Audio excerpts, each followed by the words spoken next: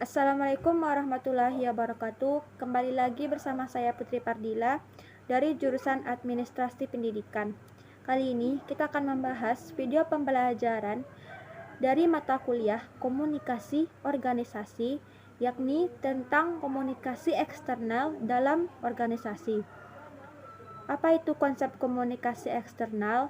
Kenapa komunikasi eksternal ini dilakukan, dan siapa yang punya peranan penting dalam komunikasi ini, yang melakukan komunikasi eksternal, dan yang jelas komunikasi eksternal menjadi satu nyawa yang menjadi potensi yang sangat besar yang menentukan tingkat keberhasilan lembaga ataupun perusahaan mengidentifikasi atau melaksanakan atau mengelola komunikasi eksternal ini dengan baik, mengindikasikan keberhasilan bagi lembaga ataupun organisasi untuk mendapatkan keuntungan yang luar biasa, tidak hanya dari sisi materi, tapi materi sekaligus, karena prinsip komunikasi eksternal akan membangun relasi, membangun hubungan baik dengan mereka yang terlibat secara langsung ataupun tidak dari lembaga ataupun organisasi di luar organisasi kita. Termasuk yang paling utama adalah para klien, para relasi, dan para konsumen yang justru menjadi market utama dari lembaga atau perusahaan kita. Baik, kita akan membahas terlebih dahulu apa yang sebenarnya yang dimaksud dengan komunikasi eksternal ini. Komunikasi eksternal atau external communication adalah suatu proses penyampaian informasi atau pesan, atau ini juga salah satu indikasi strategi yang dilaksanakan dan yang dimanfaatkan oleh suatu perusahaan atau lembaga ataupun organisasi dimanapun untuk menjalin, membentuk, mengembangkan hubungan baik antara lembaga atau organisasi dengan mereka yang di luar organisasi, yang pada akhirnya akan didesain sedemikian rupa akan memberikan perhatian kepada organisasi atau lembaga kita kelola. Jadi memang tujuannya untuk membangun hubungan baik yang mereka di luar organisasi tempat kita bertugas. Komunikasi eksternal dalam prinsip organisasi juga dimaknai kegiatan organisasi antara perusahaan atau organisasi dengan semua hal layak. Nah, komunikasi eksternal sangat amat diperlukan untuk mengetahui pengaruh organisasi pada lingkungan sekitar, dan selain sebagai hubungan timbal balik yang jelas, peran komunikasi organisasi eksternal ini untuk mengendalikan sekaligus untuk memantau organisasi agar tetap berada sesuai di jalur yang dilakukan, atau sebagai tujuan awal dari lembaga atau perusahaan. Dengan begitu, organisasi mampu melakukan pengawasan atau evaluasi terhadap kerjanya, dan bagaimana penilaian hal layak terhadap keberadaan organisasi tersebut, karena pada dasarnya organisasi memang dibentuk agar bisa memberikan manfaat yang luar biasa dan biasa berkontribusi kepada lingkungan sekitar dengan memperhatikan pendapat khalayak melalui komunikasi yang dibina atau yang dilakukan, sehingga merasa dimiliki keterkaitan, mempunyai sense bilomi paling tidak, sehingga timbullah hubungan timbal balik antara organisasi dan mereka khalayak di luar organisasi kita. Tujuan dilakukannya strategi komunikasi eksternal. Jadi, komunikasi eksternal disebut juga sebagai strategi yang dilakukan oleh lembaga atau organisasi ketika memang ini menjadi sesuatu pilihan untuk mempromosikan, untuk mengantarkan, menyampaikan, menjelaskan segala sesuatu kepada publik dan khalayak, dan ketika ini dianggap sebagai strategi, ini memiliki tujuan untuk meraih keuntungan sebesar-besarnya bagi perusahaan. Hampir semua sisi, ketika komunikasi dilakukan dengan benar, dikelola secara baik, ketika relasi atau hubungan terbangun dengan baik pula, sebesar-besar ini menjadi keuntungan bagi perusahaan ataupun lembaga. Yang perlu digarisbawahi adalah tujuan dari dilakukannya strategi dibentuknya organisasi eksternal ini adalah untuk meraih keuntungan sebesar-besarnya bagi perusahaan ataupun lembaga. Kendati demikian, komunikasi eksternal itu tidak sama dengan strategi pemasaran. Meski komunikasi eksternal adalah sebuah strategi, jadi perlu digarisbawahi, komunikasi eksternal itu berbeda dengan strategi pemasaran pada umumnya. Kalau kita boleh, kita tarik garis merahnya.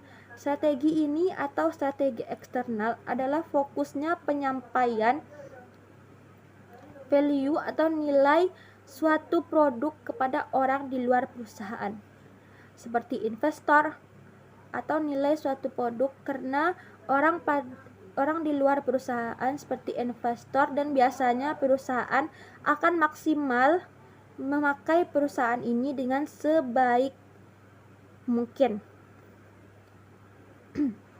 Pasalnya, selain meraih keuntungan, komunikasi eksternal juga memiliki fungsi membangun citra perusahaan itu menjadi lebih baik lagi. Tentu hal ini menjadi keuntungan hal yang luar biasa untuk mereka untuk menarik perhatian pelanggan atau konsumen yang ada di luar organisasi yang tidak terlibat secara langsung. Yang jelas, mereka memiliki suatu kondisi yang ikut serta membesarkan suatu lembaga atau perusahaan. Selain itu, melalui komunikasi eksternal ini, perusahaan atau lembaga atau organisasi sebenarnya juga memainkan berbagai macam feedback yang akan membantu lembaga atau perusahaan kita untuk berkembang lebih baik ke depannya. Ini menjadi sangat krusial dilakukan. Berkembang tidaknya suatu lembaga atau perusahaan sangat dipengaruhi oleh seberapa hebat komunikasi atau terbentuknya komunikasi eksternal dengan mereka-mereka yang ada di luar lembaga atau organisasi. Bentuk feedback yang dilakukan oleh klien atau pelanggan, inilah bentuk-bentuk komunikasi eksternal yang akan kita bahas. Beberapa di antaranya kita coba bahas, antara lain, yang pertama jenisnya. Jenisnya itu bisa website perusahaan atau lembaga. Yang jelas, website seringkali identik dengan medium atau media untuk mempromosikan suatu produk. Akan tetapi di balik itu, yang namanya website dijadikan media untuk membangun komunikasi oleh pihak luar. Jadi memang sangat sadar didesain untuk membangun komunikasi dengan mereka-mereka yang secara langsung mungkin tidak bisa kita sentuh dalam hubungan tatap muka, tetapi dalam jangka yang begitu besar, melalui website semua orang bisa tersentuh atau terjangkau. Di dalam website, kita akan mendapat informasi mengenai perusahaan kita, mengenai produk, jasa, segala sesuatu yang seharusnya kita promosikan.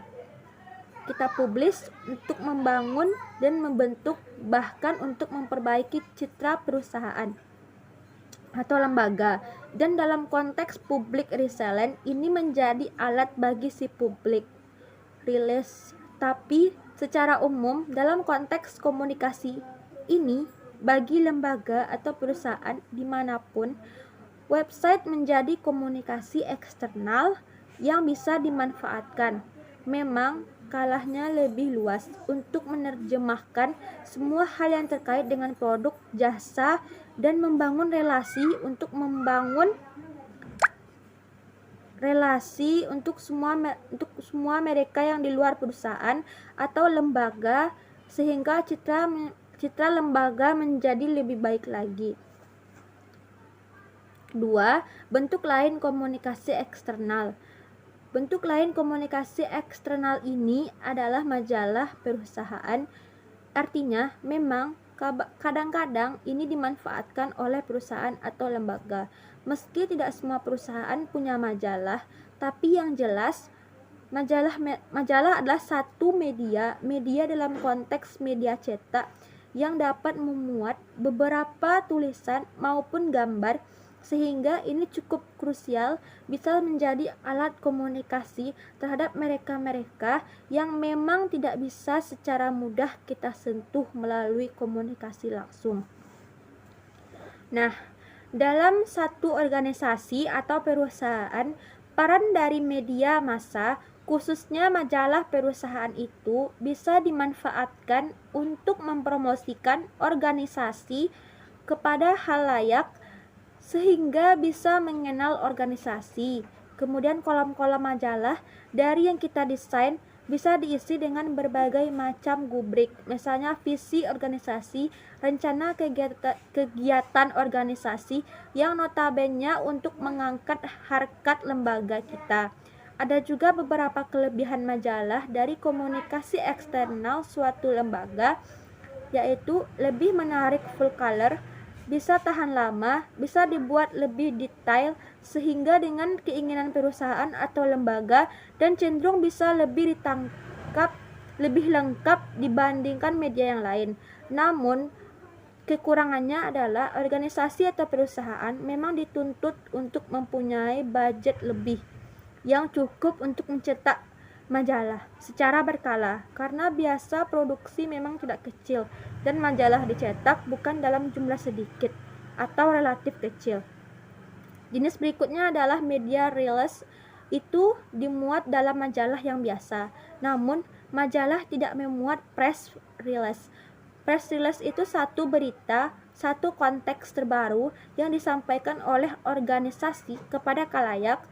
Bisa apapun bentuknya, bisa dipublikasikan melalui televisi, radio, media cetak. Selain berita, dapat juga berisi informasi dari organisasi, atau memang belum banyak yang belum diketahui oleh khalayak.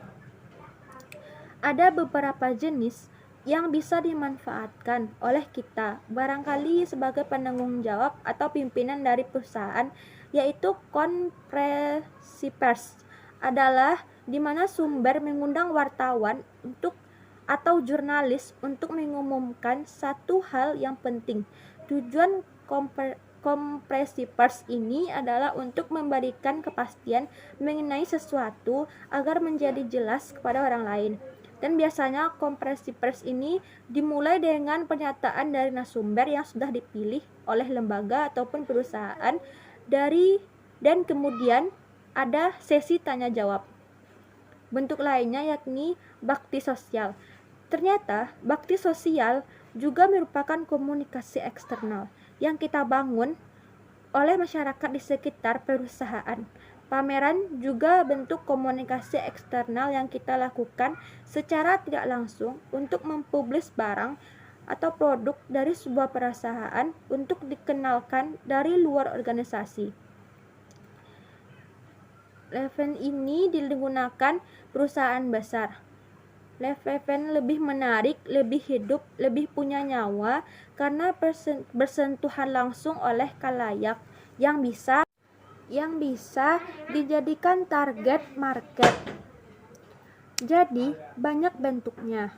Nah, ini merupakan bentuk komunikasi eksternal. Ketika base-nya itu menyampaikan dan mempromosikan, dan itu merupakan strategi membangun relasi, membangun hubungan baik. Nah, itu adalah bentuk komunikasi eksternal.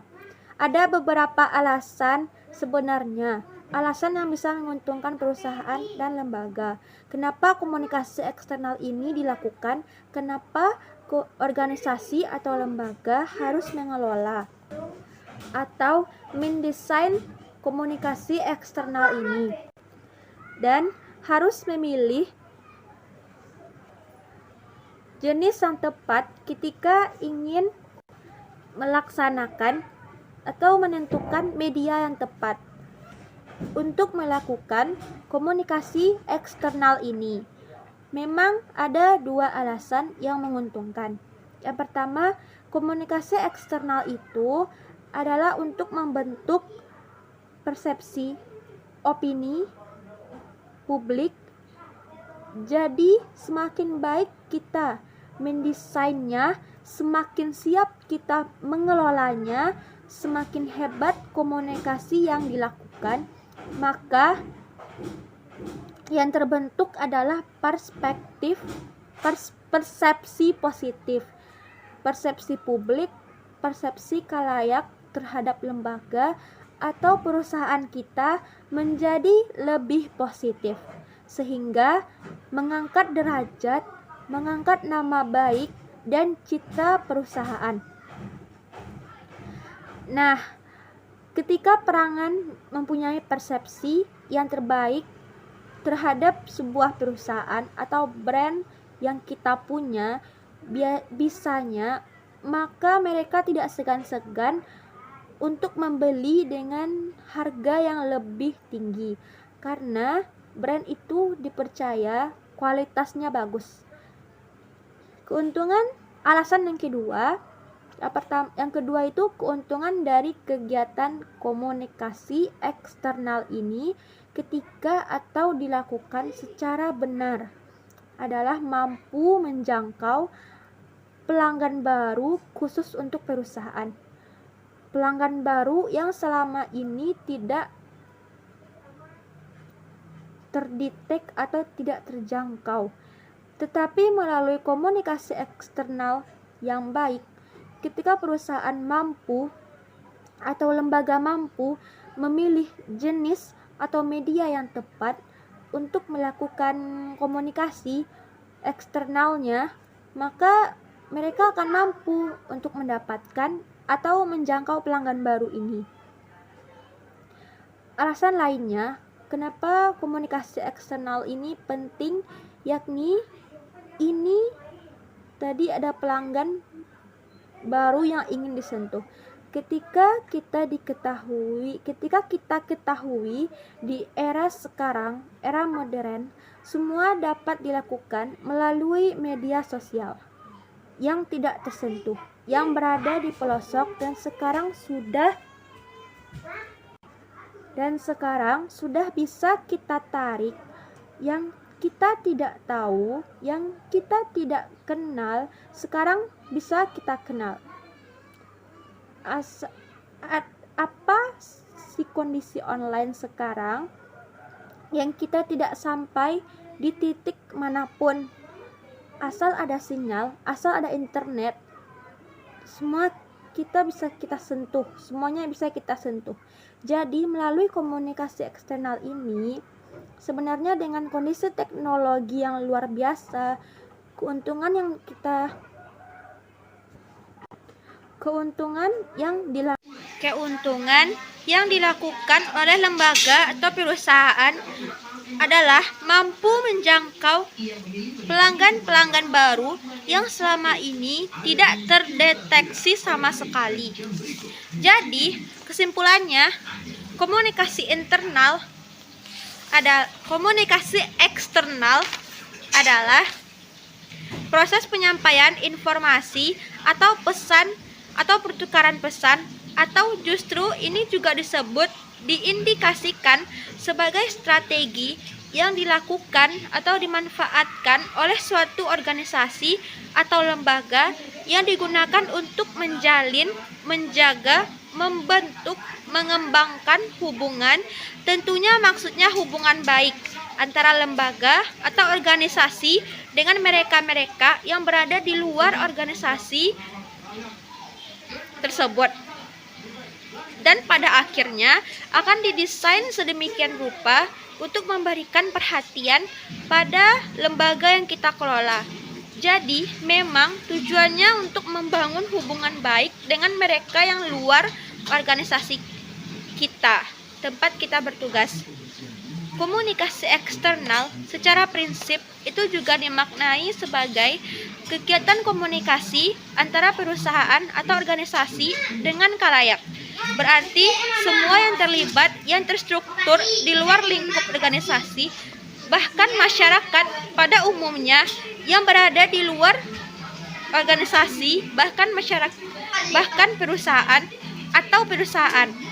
Komunikasi eksternal diperlukan, sangat amat diperlukan untuk mengetahui seberapa besar pengaruh organisasi pada lingkungan sekitar. Dan selain sebagai hubungan timbal balik, yang jelas peran komunikasi dalam organisasi atau komunikasi eksternal ini adalah untuk mengendalikan sekaligus memantau organisasi agar sesuai di jalur yang diharapkan atau sesuai dengan tujuan dari lembaga atau perusahaan tersebut. Dengan begitu, organisasi pada akhirnya mampu membentuk, melakukan pengawasan terhadap informasi kinerjanya, melihat bagaimana penilaian khalayak terhadap keberadaan organisasi tersebut. Karena pada prinsipnya, organisasi memang dibentuk agar bisa memberikan manfaat yang luar biasa dan bisa berkontribusi kepada lingkungan sekitar. Dan dengan memperhatikan pendapat khalayak ini melalui komunikasi yang dibina dan dilakukan, mereka akan merasa memiliki keterlibatan dan juga akan memiliki sens fibilomi sehingga terciptanya hubungan timbal balik antara organisasi dengan mereka atau para khalayak yang di luar organisasi kita. Baik, hanya itu yang dapat saya sampaikan. Terima kasih. Assalamualaikum warahmatullahi wabarakatuh.